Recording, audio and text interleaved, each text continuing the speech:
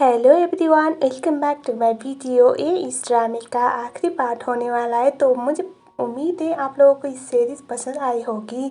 अगर आप लोगों ने नहीं देखा है तो आप मेरे प्लेलिस्ट में जाके देख सकते हो। इसके सारे पार्ट्स अपलोड हो चुके हैं। इस एपिसोड की स्टार्टिंग में जिंग जुई से मिलने के लिए रेस्टोरेंट पे आई हुई थी।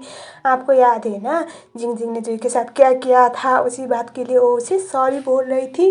पहले तो जुई बोलती कि तुमने मेरे साथ ये सब क्यों किया। यहाँ पर जिंग कुछ भी बहाना कर देती है, जिस बात की वजह से जुई उसे माफ़ी कर दे देती है। उसके बाद यहाँ पर जिंग पूछती है कि तुम्हारे भाई और भाभी मतलब मुहान और शीशी अभी क्या कर रही है। जुई बोलती है अभी तो शीशी का वो शो होने वाला है, तो वो अभी बिजी रहती है और कुछ खास कर भी आती नहीं है, ऐसा वो बोल देती है। और उसके बाद यहाँ पर एक्चुअल में ना जिंग ये इन्फॉर्मेशन जानना चाहती है कि शीशी फर्दर क्या करने वाली है, क्योंकि उसका शो होने वाला है और वो बहुत मायने रखता है शीशी के लिए। तो इसको तो इन लोगों को भी गाना पड़ेगा, इसीलिए उसने यहाँ पर जुई को बहाना करके बुलाया था। वरना तो आप लोगों को पता है जिंग किस लेवल की सेल्फ टाइप की लड़की है। और यहाँ पर जुई एक बार फिर से उसकी बातों में आ जाती है, सारी इन्फॉर्मेशन लीक कर देती है।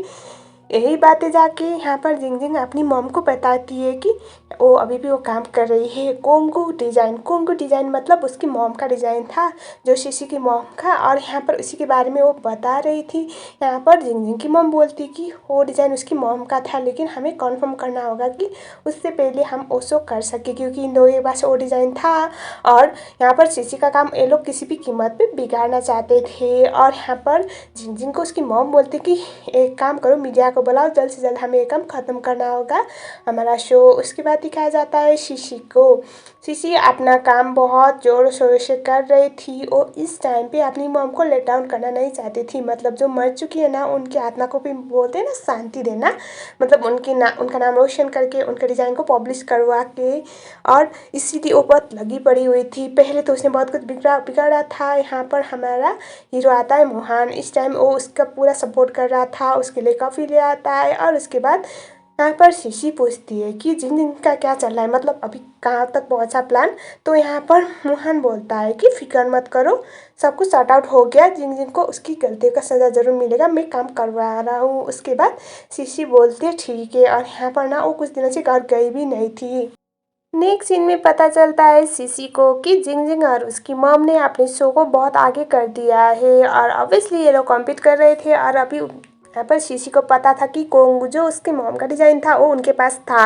और यहाँ पर दिखाया जाता है जिंग की मॉम अपना शो होस्ट कर रही थी और अपनी डिज़ाइन एज ए मॉडल अपनी बेटी को रिप्रेजेंट कर रही थी कोंगू डिज़ाइन के साथ। मतलब जो जिंग पहन रहे हैं ना, उसका उनका नाम है कोंगू, उस डिज़ाइन का नाम है। और यहाँ पर फू के साथ वो रैंप वॉक भी करती है। तब यहाँ पर शीशी आती है सेम ड्रेस पहन के। और यहाँ पर वो बोलती कि आर यू श्योर आप का है। यहाँ पर जिंग बोल रही थी तुम यहाँ पर क्या कर रही हो, मतलब गुस्से में। यहाँ पर जिंग की मॉम बोलती कि प्लेगरिज्म यानी कि चोरी, अभी तो हर फील्ड में तो ये लड़की वही कर रही है, हमारी रेपुटेशन खराब कर रही है।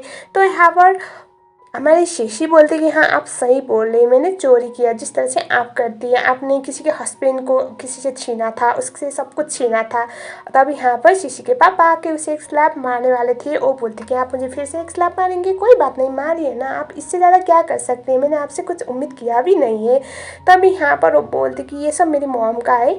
तो यहाँ पर सब लोग पूछते कि तुम्हारे पास क्या सबूत है, स्पेशली जिंग और उसकी मॉम। तो यहाँ पर जिंग को तो श्योर था कि मैं इसको आज भी हरा दूंगी। तो यहाँ पर शीशी बोलती है मेरे पास सबूत है, बगैर कोई सबूत मैं इस टाइम यहाँ पे आती नहीं।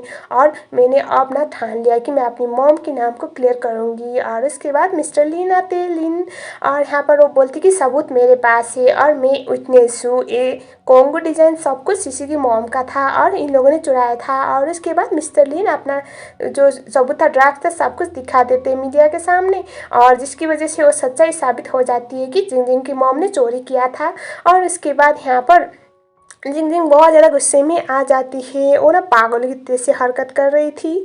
तो यहाँ पर एक और वीडियो प्ले होता है जहाँ पर जिंग के ऊपर ये ब्लेम लगा हुआ था कि किसी की मौत के पीछे भी उसका हाथ था। और साथ में वो औरतें भी बता देती कि उनके हस्बैंड ने एक नोट छोड़ा था जहाँ पर वो बहुत गिल्टी फील कर रही थी। और ये सब चीज़ों में जिंग थी, उसकी वजह से मेरे हस्बैंड की डेथ हो गई। और साथ में ये भी रिवेल होता है कि वो सासा की मौत के पीछे भी यही है। ये सारी चीज़ें सुनने के बाद जिंग की तो हालत ख़राब हो जाती है। है। और वो बोलती कि ये सब झूठ है झूठ है। और यहाँ पर जो जिंगजिंग की मॉम थी वो बोले थी कि हमारी अकेली बेटी है, प्लीज़ ऐसा मत करो कुछ। तब यहाँ पर फू आता है और फू ना हंसने लगता है। और उसके बाद यहाँ पर जिंगजिंग बोल रही थी ये सारी बातें झूठ है, ये सब शीशी कर रही है, पहले साशा ने किया था मेरे साथ, अभी शीशी कर रही है, मुहान मेरा है, ये सब बोल रही थी। तो यहाँ पर जो जिशन था वो बोलता है कि तुमने उसकी मौत की उसे मरवाने के लिए जो पैसे पे किया था ना, उस ट्रांजेक्शन सब कुछ मिल चुका है हमें, अब तुम झूठ नहीं बोल सकती। और जिंगजिंग यहाँ पर ना सीधा सीधा मुहान के पास आके बोलती कि ये सब झूठ बोले, ये सब साशा का काम था, मतलब जो मर गई उसको ब्लेम कर रही थी।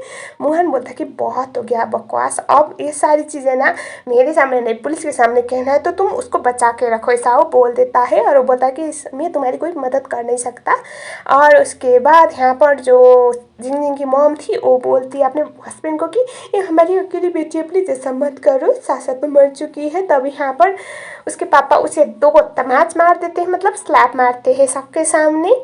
सो यहाँ पर फिर भी अब मम्मा तो माँ होती है ना, वो बोल रही थी कि हमारी बेटी है। तब यहाँ पर फू आता है और वो बोलता है कि ससुर जी है, मुझे आपके लिए बहुत बुरा लग रहा है, आपके साथ ऐसा कुछ हो सकता है। तो यहाँ पर क्या था ना बात की, जो मुहान था उसने फू को एक काम के लिए लगवाया था, और होता भी वही है कि वो एक डीएनए रिपोर्ट लेके आता है और बोलता है कि आपकी वाइफ ने तो आपको बहुत आराम से चीट किया है, मुझे यकीन नहीं आ रहा। और उसके बाद उनको डीएनए रिपोर्ट दिखा देता है और जिसमें लिखा हुआ था कि जिंगजिंग उनकी बेटी नहीं है। सो गाइस यहाँ पर ना मुहान ने इसको इस काम के लिए लगवाया था और यही था मुहान का प्लान, क्योंकि यहाँ पर मुहान को फू बोलता है कि तुमने जो कहा था मैंने कर दिया, अब तुम्हारे ऊपर है ब्रो।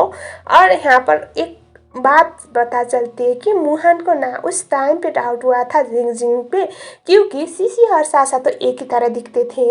अब मुझे पता नहीं इस बात की लॉजिक क्या है, लेकिन जिंगजिंग एक लुक अलाइक नहीं थी, मतलब क्या है दुनिया में 7 लोग एक ही जैसे दिखते हैं, इसका मतलब ये नहीं कि एक ही घर में 3 लोग एक ही जैसे दिखते हैं, फिर भी ड्रामा है। तो यहाँ पर मुहान को उस मोमेंट पे लगा कि शायद जिंगजिंग उनकी बेटी है नहीं, तो उसने डीएनए टेस्ट करवाया था।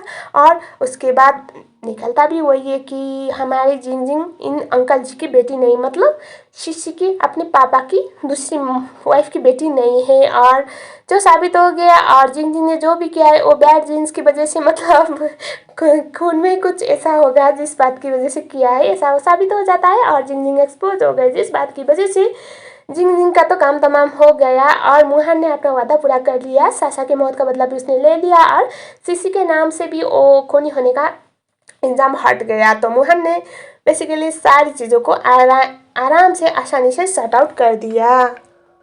उसके बाद वाला सीन, मिस्टर लिन वापस फॉरेन चले जाने के लिए रेडी हो रहे थे। सीसी आज की मदद के लिए उन्हें थैंक यू बोल रही थी। मिस्टर लिन बोलते कि तुम मेरी बेटी जैसी हो, तुम मेरी दोस्त की बेटी हो, तो कोई भी मदद हो तो मुझे बता देना, और तुम अपनी मॉम का नाम बहुत ऊंचा कर रहे हो, मतलब नाम रोशन कर रहे हो बेटा, ऐसा बोलते। और वो उसके लिए बहुत ज़्यादा खुश थे। और उसके बाद मिस्टर लिन वहाँ से चले जाते हैं, उनको गुड बाय बोला जाता है। उसके बाद यहाँ पर शीशी जिशन को थैंक यू बोलते, क्योंकि ये सब जिशन की वजह से हुआ है, और वो बोलते कि तुम मेरे लिए हमेशा लाइफ सेवर रहे हो। तो इस टाइम जिशन बोलता है कि अगर तुम्हें किसी को थैंक यू बोलना है तो मुझे नहीं शीशी, जाके अपने हस्बैंड को बोलो, क्योंकि उसकी वजह से आज ये सब हो पाया है, मैंने कुछ भी नहीं किया, बस मुझे उसने करने के लिए बोला था, सब कुछ रेडी करके वो मुझे बस दे गया था और वो क्रेडिट लेना नहीं चाहता था। जाओ जो भी अपने हस्बैंड के साथ सॉर्ट आउट करो, शीशी बोल देता है। और तभी यहाँ पर हमारी शीशी को पता चलता है कि ये सब उसकी वजह से हुआ था।